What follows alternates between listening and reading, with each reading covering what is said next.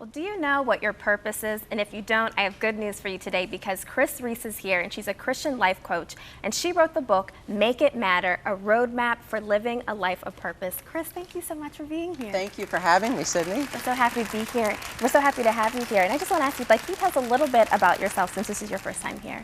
Well, I am a woman after God's own heart. I desire to follow after him and pursue everything that he has for me, but it wasn't always like that.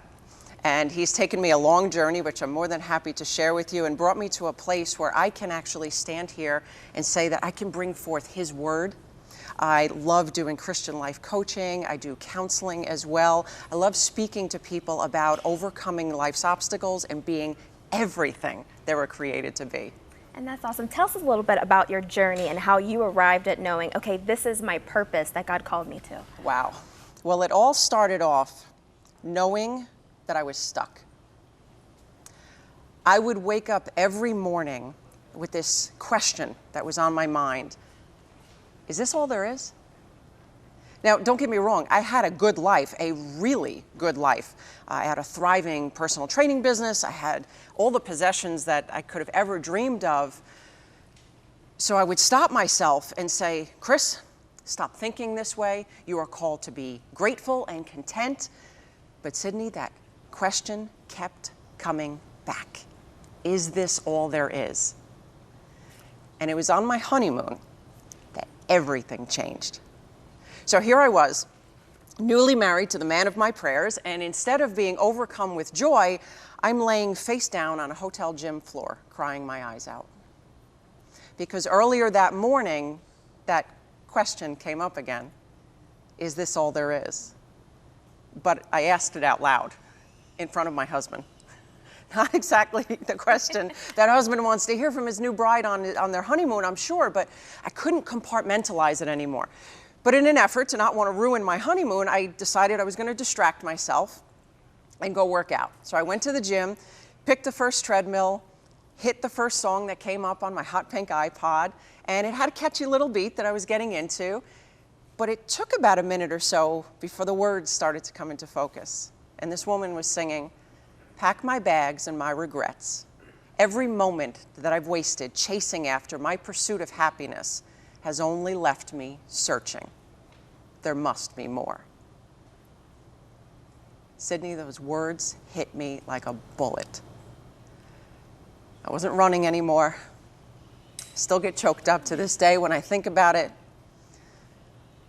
I started walking, and I'm listening to her continue to sing, "Take my life and lift me up to the skies. Take my dreams and help me to fly.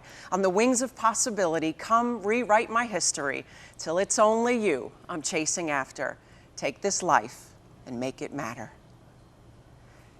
It was in that moment that I realized I had spent a lifetime pursuing things that didn't matter. It was in that moment that I realized all I wanted was for my life to matter. And I set out on a mission. I was on a mission to discover what God had for me and what he wanted from me. And along that journey, I realized that there are thousands of people that feel the same way. They long to fill their God-given purpose, but they feel stuck. They don't know where to start. And that's how Make It Matter was born. Because I wanted my story to be an inspiration that an average girl with a good life could step out into the unknown and search for the greatness that God has.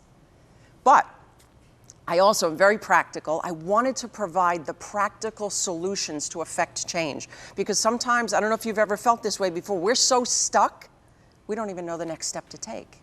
And that's why I wrote Make It Matter.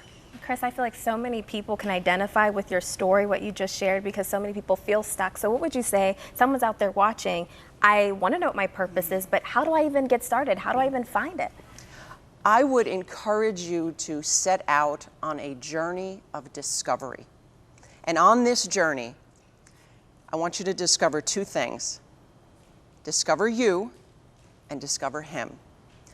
Because God created you very unique. He has given you a unique temperament, unique talents, unique desires, and unique experiences. And he wants to use all of that for your good and for his glory. But I would also recommend that you discover him along your journey. Because outside of God, you will not find your purpose. You may find a career that you like, you may find something that you make good money in, but there will always be something missing.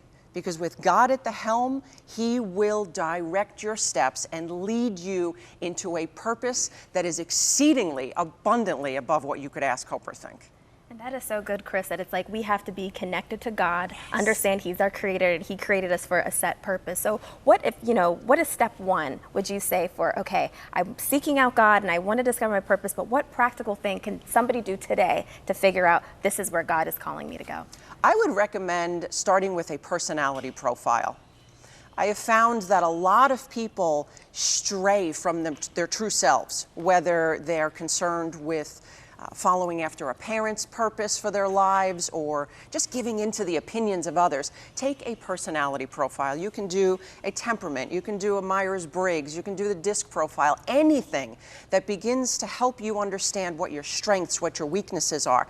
And I would also suggest taking some time to really write down what your likes are, your dislikes. What are your dreams? Because a lot of times God speaks to us through those dreams, even our childhood dreams, that we tend to push aside as we mature.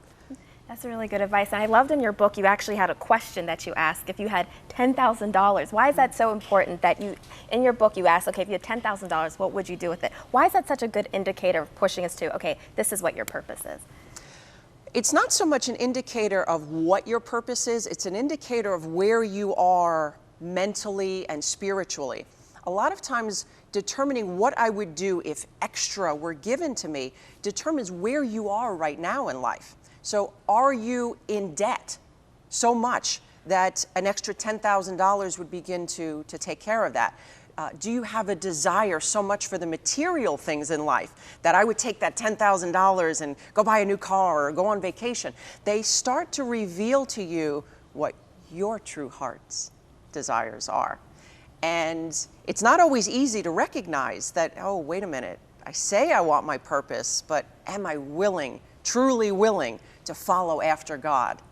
So we can begin to discover almost what our barriers are when we determine what it is that we would spend our money and our time on. And another thing I like that you broke down in the book is a lot of people think, okay, my career, that's an indicator of my purpose. But you explained that's not the case. No, absolutely not.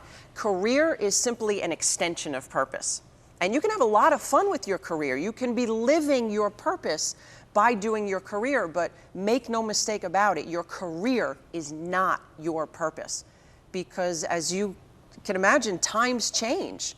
So if somebody back in the time where the steel industry was really big, and there were towns not too far from here that were built around the steel industry, and all of a sudden they went under, and those towns are now devastated. If you identified with that being your purpose in life, well, now your purpose is devastated. And that's not accurate. That is simply an extension of your purpose. God created us to live a high-level purpose. And it's a little bit more generic. It could be in leadership. It could be in the creative arts. It could be in teaching. It could be in helping others. And that high-level purpose will never change. But how you walk it out, that could change. That's really good, Kris. And what's the one thing you would say that would hinders people from really walking in the fullness of the purpose that God has called them to? Their butt. And I don't mean their backside. I mean that negative, faith-killing word, but.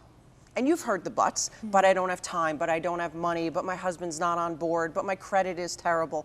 Whatever your but is, that is the very thing that if you don't conquer it, it will hold you back from fulfilling your God-given purpose. There's a difference between finding your purpose and fulfilling your purpose. Finding it is fun, it's exciting, but fulfilling it, that's challenging. And it's just like you would set out on any other journey. If we wanted to head out to California, we would probably map out our path and we would determine the rest stops and we would say, oh, this is what I want to do when I get to California. And we could have this dream and a plan. But if we don't plan for the roadblocks, for the buts, we're never going to get there. That is really good, Kris. And if you're being really touched by what Kris is saying, I have exciting news for you. We're going to have more with Kris a little bit later. We're back with Kris Reece, and we're talking all about purpose and making our lives matter. We're so happy that you're here with us. I'm so glad to be here. Kris, I have a question.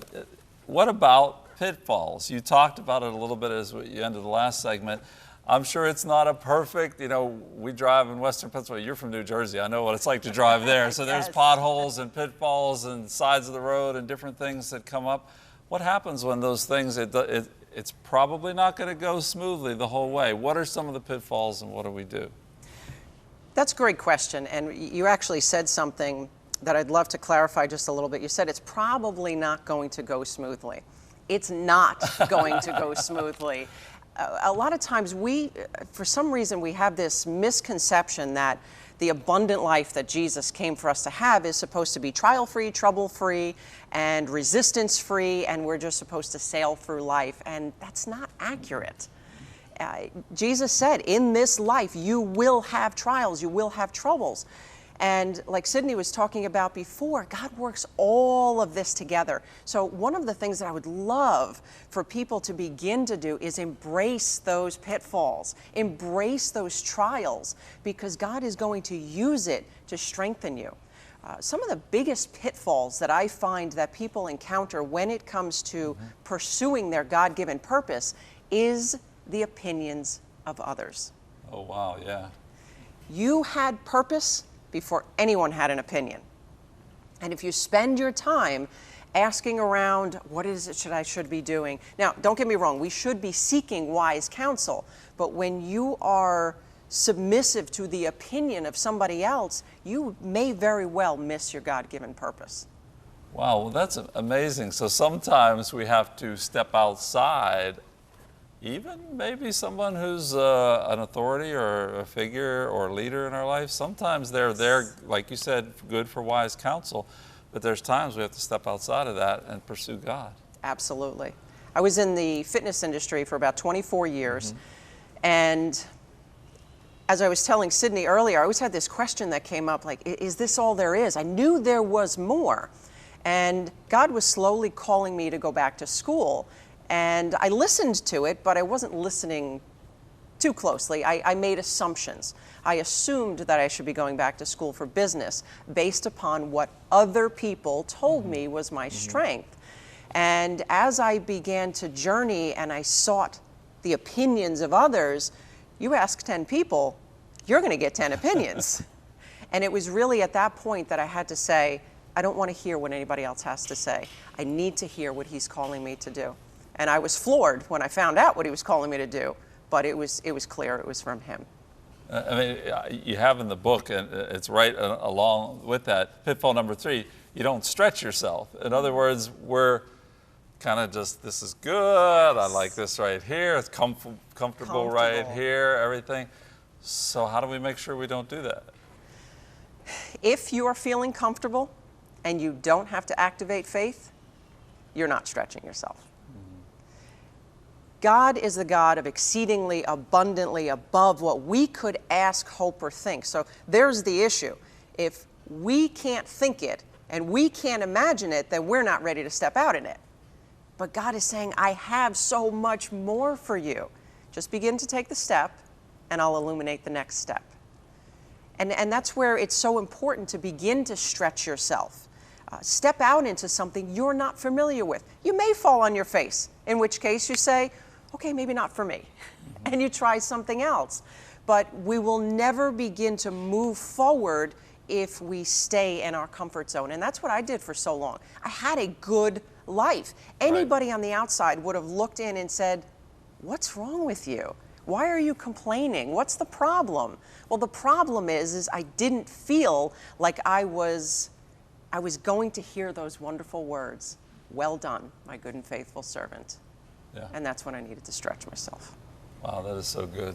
That's really good. When you're talking, Kris, it just makes me think that it's sort of when it comes to our purpose, you got to take a step of faith. It's not an easy road, but it's something that God is requiring of us. Along those lines, I can remember we had a pastor here last week. He said that step is sometimes in the thin air, because it's but God's the one He's upholding. We don't see it right away, but when we take that step, He's there. It's so true. God called me out of the fitness industry. I was there for 24 years. I had my own personal training studio, very successful, did very well. God said, close the studio. Wow. I said, what? that must not be Him. That's not possible. You must have meant sell the studio. You must have meant manage the studio while you're pursuing other things.